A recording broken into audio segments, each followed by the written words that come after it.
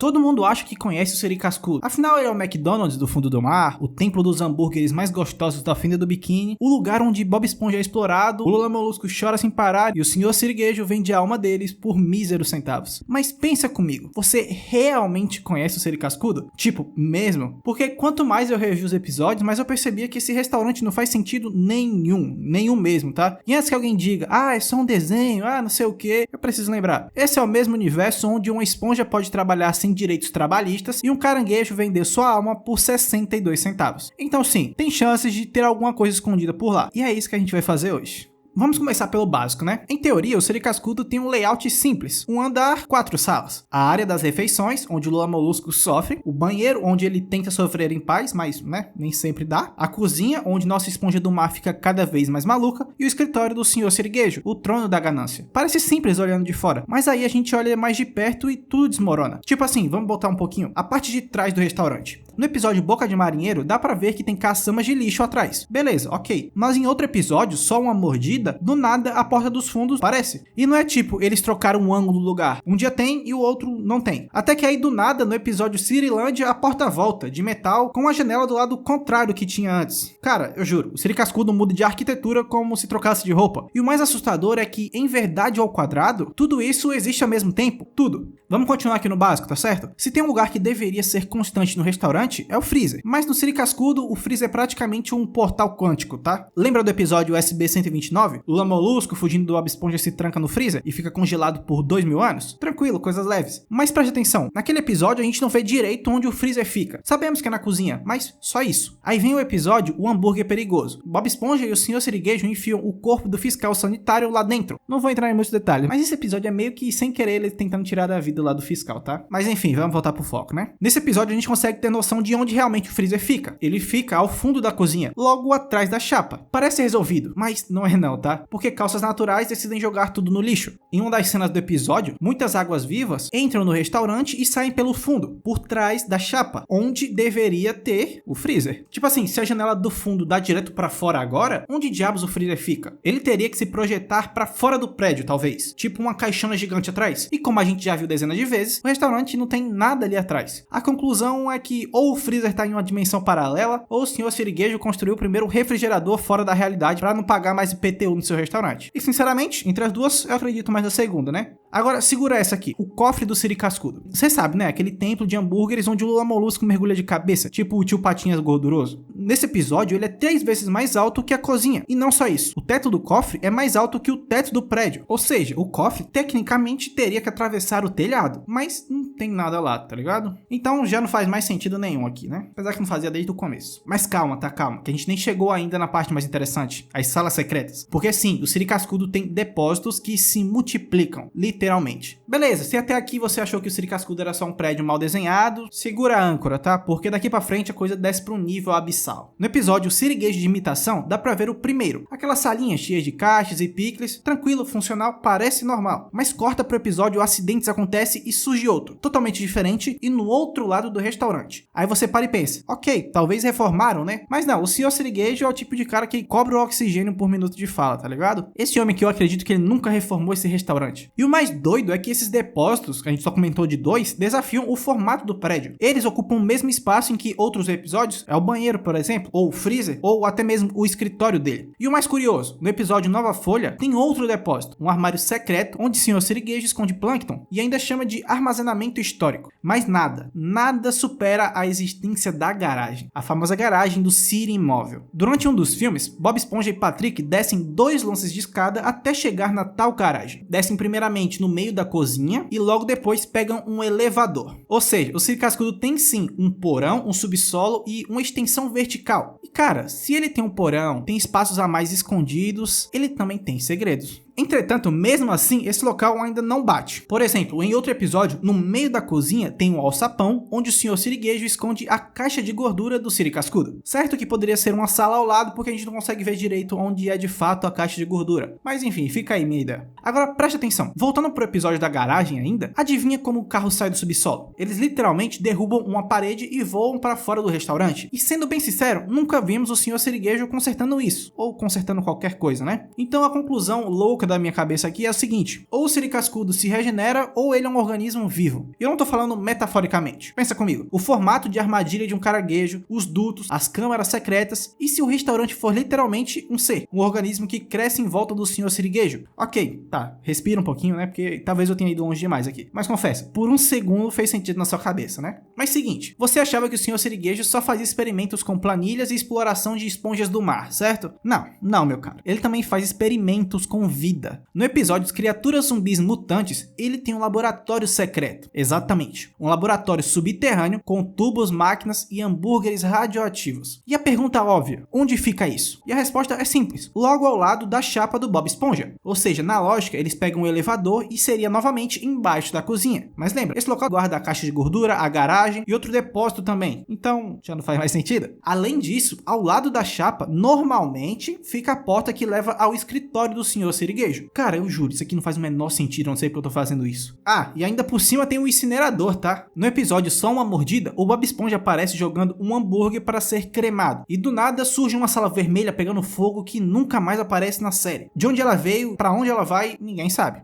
E finalmente, vamos chegar em outro ponto, mas a mais humana das aberrações, a sala de descanso dos funcionários. Ela aparece uma única vez no episódio Quebrando, um quartinho minúsculo espremido entre o banheiro e a cozinha, teoricamente, né? Coberto por papel de parede desbotado e a cereja do bolo. Adivinha por que ele estava coberto com papel parede? Simplesmente porque o Sr. Sirigueijo mandou esconder o cômodo para não ter nenhum funcionário descansando. Ele literalmente selou a única sala de descanso do Bob Esponja. Tá bom, eu acho que já falei de muito absurdo aqui, tá? Mas nada, absolutamente nada se compara ao verdadeiro coração desse nosso mistério. A parte que destrói tudo que ainda restava de lógica física e dignidade nesse restaurante. Os dutos de ventilação. Um labirinto subterrâneo, aéreo, horizontal, vertical, que de alguma forma conecta todas as salas impossíveis do Siri Cascudo. Então, vamos lá, né? Se você chegou aqui, parabéns, tá? Você é oficialmente um maluco, porque isso aqui não faz sentido nenhum. Você se lembra daquele mapa apresentado no episódio A Verdade ao Quadrado? Aquele documento que deveria ser a assinatura arquitetônica do restaurante? Ele mostra dutos subterrâneos, túneis no teto, salas que se sobrepõem e sei lá mais o que. A verdade aqui sobre esses dutos é simples e cruel. Os dutos não são só dutos, eles são veias de um organismo subespacial. Eles conectam o freezer ao cofre que fura o teto, ao laboratório que cria monstros, ao depósito que outras horas é o banheiro também, não sei. E por isso eu acho que quando todos os personagens entram nesses dutos, eles não estão só se deslocando fisicamente, estão atravessando versões alternativas do Siri Cascudo. Então vamos para nossa hipótese final aqui. E a única que, olhando para todo esse conjunto, explica quase tudo sem precisar apelar por foi só uma piada, né? Então preste atenção. E se o Siri Cascudo não for apenas um prédio? E se for um eco? Pensa comigo, o restaurante aparece diferente dependendo de quem está contando a história. Quem é o personagem principal? Quando é o Sr. Sirigueijo contando, é cofre dourado, é sala secreta, é laboratório. Quando é a hora da cidade olhar, é somente um restaurante fast food. Quando o roteiro precisa de drama, surge um freezer que congela no tempo. Quando o desenho quer rir, portas aparecem e somem no passe de mágica. Então pra mim, será que não seria mais simples admitir que o Siri Cascudo é um lugar que se adapta, que se remodela para servir a piada, o plot ou a moral do dia? O restaurante em si é pobre em arquitetura, mas rico em histórias. Ele guarda memórias do Lula congelado, do fiscal que quase virou jantar, da garagem, do laboratório que quase destrói a cidade. Então ele é isso, ele simplesmente guarda várias memórias, ele se adapta ao que precisa ser dito, na visão de quem precisa ver. Então dá para dizer que isso aqui é um caso resolvido? Não, infelizmente o caso termina sem solução. Porque se eu te dissesse que eu descobri uma planta definitiva, uma topografia legal ou um manual de uso do Siri Cascudo, eu estaria tirando a graça de tudo, que não tem. Bem, se você viu até aqui essa loucura, comenta o hambúrguer nunca morre, só pra eu saber que você é tão doido quanto eu. E se você se lembrar de alguma outra sala estranha que a gente não comentou, joga aí nos comentários. Vai que o próximo vídeo a gente comenta sobre ela. Além disso, tem outras casas e lugares malucos pra gente analisar também. A casa na árvore do Finn Jake, a casa do próprio Bob. Então, se esse vídeo se sair bem, terá uma próxima parte. Mas claro, só depende de vocês. É isso, fiquem bem, bebam água e te vejo na próxima. Valeu!